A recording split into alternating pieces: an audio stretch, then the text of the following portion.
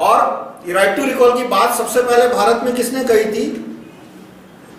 दयानंद सरस्वती जी ने सत्याग्रह प्रकाश में लिखा है कि राजा प्रजाधीन होना चाहिए, और उसके बाद ये बात दोहराई महात्मा चंद्रशेखर आजाद ने और उनके गुरु महात्मा सचिंद्रनाथ सान्याल ने।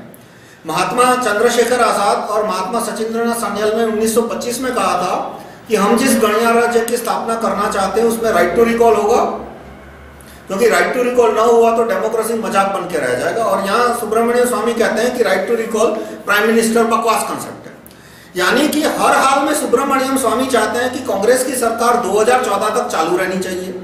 भाई मैं राइट टू रिकॉल की मांग कर रहा हूं कि आज और अभी आना चाहिए, यानी राइट टू रिकॉल आज और अभी आता है तो कांग्रेस की सरकार 3 महीने में घर जाएगी, और ये मनमोहन सिंह को 2 महीने में देश छोड़ के भागना पड़ेगा, सोनिया गांधी को भी देश छोड़ के भागना, अच्छा है बला टली। और यहाँ सुब्रमण्यम स्वामी राइट टू रिकॉल का विरोध करने को कह रहे हैं, इसका मतलब क्या हुआ कि 2014 तक कांग्रेस की सरकार कायम रहेगी। तो कांग्रेस का समर्थक कौन हुआ और कांग्रेस का विरोधी कौन हुआ?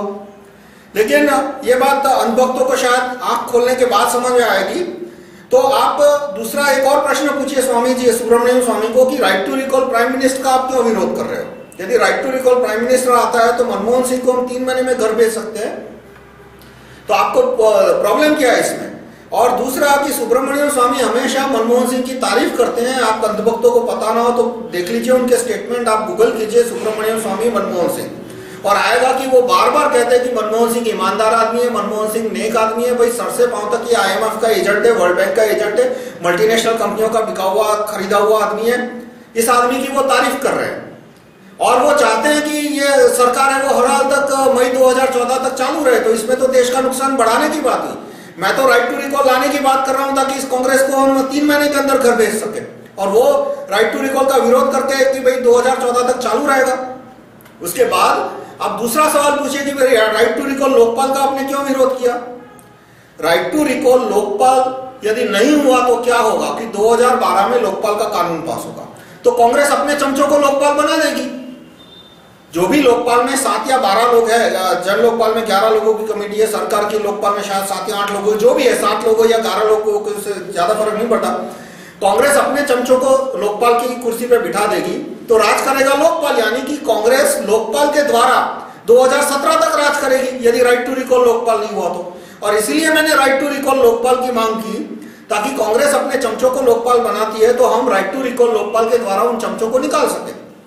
जैसे कि मान लो कांग्रेस ने ये उसके चमचे संतोष हेगड़े को लोकपाल बना दिया। आप संतोष हेगड़े का जो लोकायुक्त में उसका रोल था देखिए, साफ दिखता है कि वो कांग्रेस का चमचा है, कि उसने येदियुरप्पा के 2 रुपए के भ्रष्टाचार को भी नहीं छोड़ा, और दूसरी तरफ SM कृष्णा ने उससे 4 गुने क्या 40 गुने बड़े घपले किए थे, उसने कुछ नहीं किया।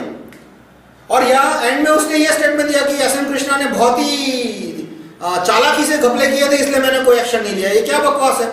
सब कुछ फाइल पे पड़ा है कि हर एक चीज पे SM कृष्णा का साइन है, और साइन ना हो तो भी चीफ मिनिस्टर को तो हमेशा घसीटा जा सकता है।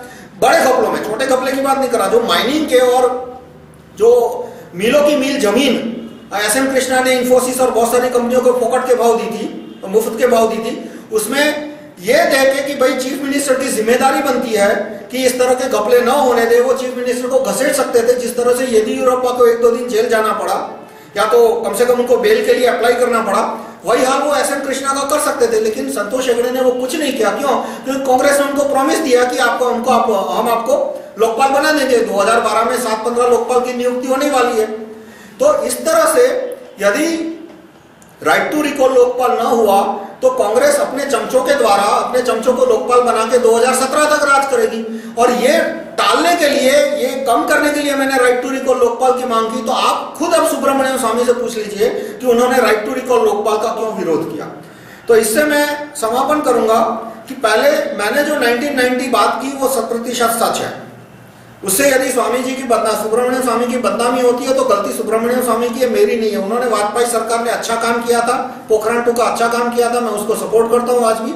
और उसको सरकार को गिराने के लिए और सोनिया गांधी को PM बनाने के लिए, यदि वाजपेयी को गिरा के मैं कहता हूं कि अडवाणी या नरेंद्र मोदी या किसी और व्यक्ति को PM बनाने की कोशिश होती तो मुझे कोई बुरा नहीं लगता।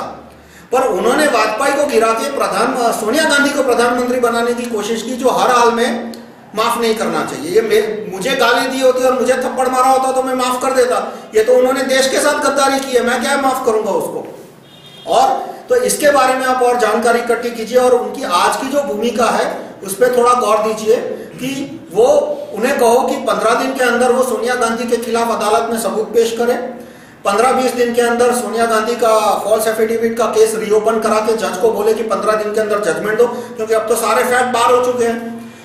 वो एफिडेविट है कि जिसमें सोनिया गांधी ने झूठ बोला राजमाता ने, और राजमाता का माफी पत्र है कि भाई मेरे से टाइपिंग एरर हो गई।